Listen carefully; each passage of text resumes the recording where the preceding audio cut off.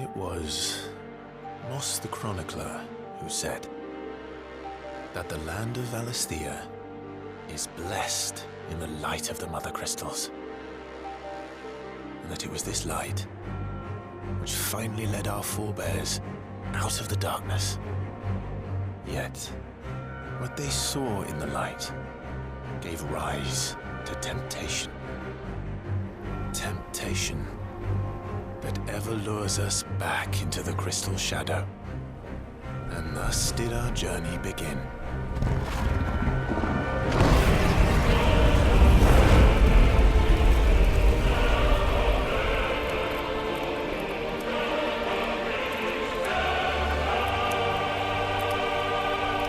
And thus did my journey begin. When people talk about Final Fantasy, many bring up the very first one. Others bring up Final Fantasy VII, and others a different one yet. For me, it'll be Final Fantasy XVI, my introduction to the series, and what an introduction it was.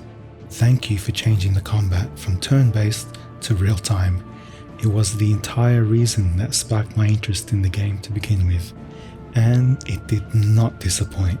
On the contrary, it soared above and exceeded all the expectations I had for it. It even won me over on a heavy cutscene game, and that is a direct result of the high quality of the script and the acting. Speaking of the acting, it's incredible. Not only are the voices second to none, but the graphics and animations meet them. From villains to heroes to the common folk, they all do a fantastic job of bringing their characters to life. Lady Benedicta, played by Nina Indes, is so over the top with her ruthlessness. I just love it. And instead of killing them, you lead the rats straight to us. Mercy! While Sid, played by Ralph Ineson, is cool, calm and collected, with one of the smoothest voices in gaming and media in general. Clive, my boy, even life's smallest challenges offer the opportunity to grow and to change. You must embrace these moments. Allow them to suffuse your heart with a deep sense of fulfillment. While Susanna Fielding, who voices Jill, brings a quiet strength to her character. To live on my own terms. But before I can do that, I need to come to terms with my past. Our player character, though, is Clive, who is played by Ben Starr, and he is also absolutely fantastic in bringing depth and realism to our screens and ears. Those characters, though, are just the tip of the iceberg. There are multiple villains and heroes and everything in between. Such is the depth of the world of Valisthea and the story that is Final Fantasy XVI. Graphically, it's almost impossible to see the difference between cutscenes and gameplay. While obviously there is a difference, it's all done in real time, so the switch between cutscene and gameplay is nigh indistinguishable, at least in my opinion. Aesthetically, I would say that they've gone for what I would call a realistic take on the graphics, almost like a CG movie, and it absolutely works. And the load times are minimal, just a few seconds of a black screen and you're back in the action. There are many different environments to traverse as well, so that your eyes never get tired of looking at the same colors or scenery, and they're all as beautiful as the next.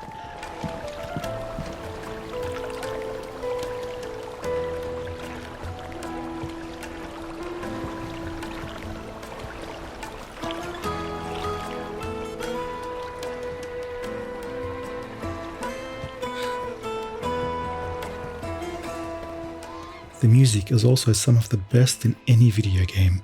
It's ever present and elevates every single scene and battle that it accompanies. And that's all you can remember. I would be the king of the world! She would be my queen! And together, we would rule like the gods we are!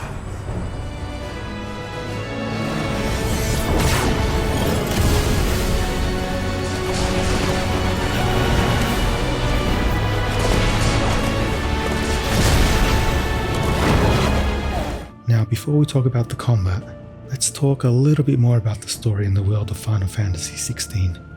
We're in Valisthea with players Clive, and being our brother's shield, it's our duty to protect him. As you may have seen in the demo or the prologue, things go sideways, and that is where our journey begins. It's not just epic boss fights, and I'll get to those in a bit, but also the small stuff. At its core, the game is about building a community. What's the point of slaying big baddies if there's no one to come home to? Which makes everything we're doing feel grounded and engaging.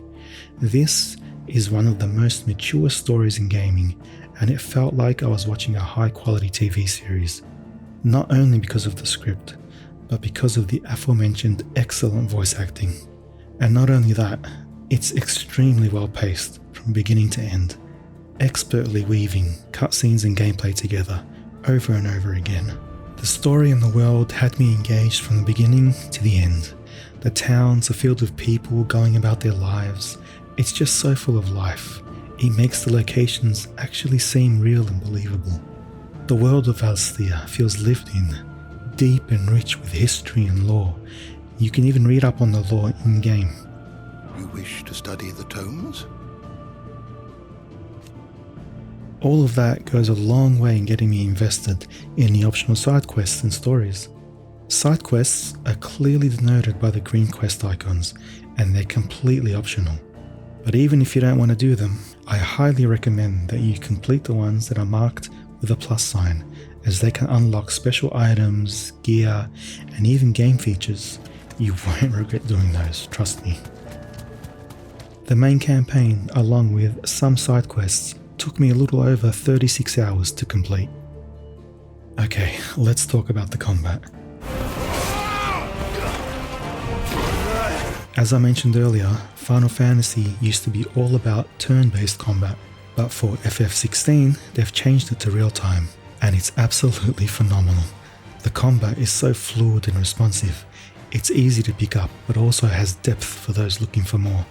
You start with a basic 4-hit string and a magical attack, but even then you can combine them together for an easy combo. As you gain experience points, you'll be able to unlock additional skills and moves that you can perform.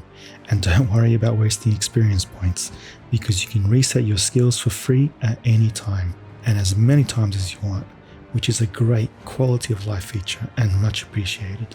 You also begin the game with an icon that's like a special power that has a special attack or effect, and each attack is unique to each icon.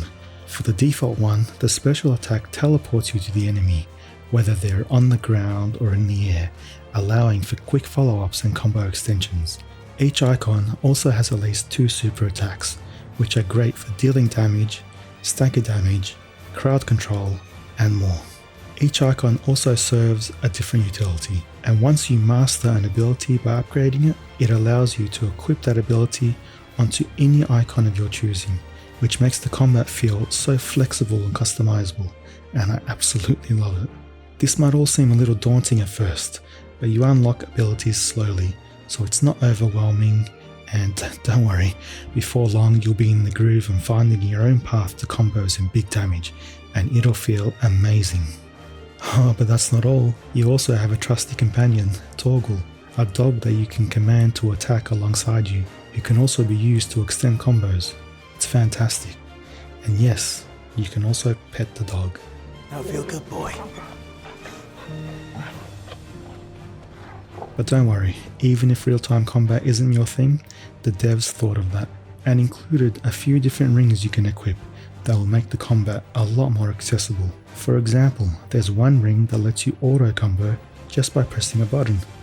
Another ring lets you automatically dodge incoming attacks, and yet another that makes toggle attack automatically, and there's a couple more. So definitely look at those rings if the combat is too fast paced for you, or you just want to focus on the story. Here is an example of me just spamming the square button. As for those looking for an even greater challenge, there are optional boss encounters in the form of hunts that you can, well, hunt down and challenge.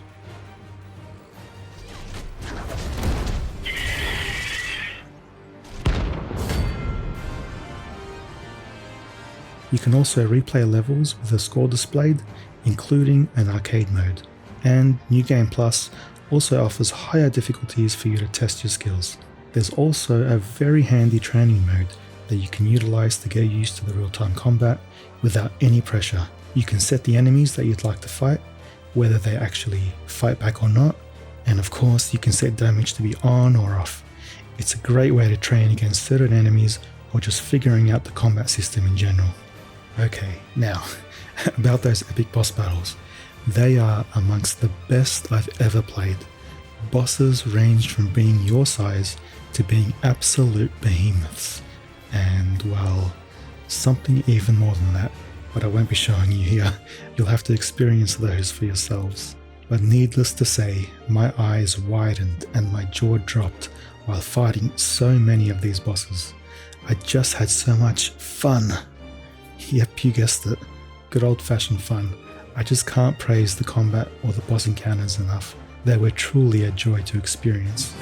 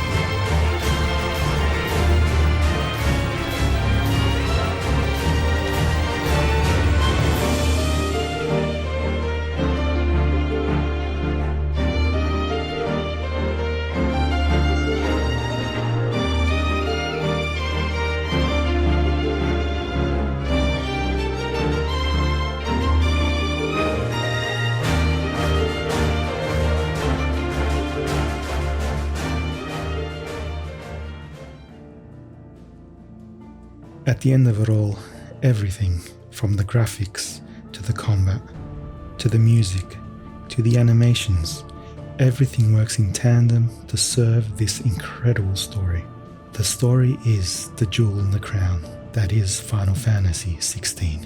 This is, in my opinion, the new benchmark for single-player, story-driven, action role-playing games. I cried, I laughed, I said wow more times than I can count.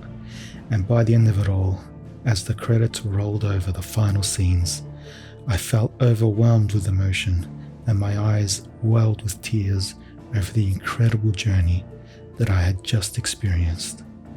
I cannot recommend this game highly enough, and thus does this review end. Thank you.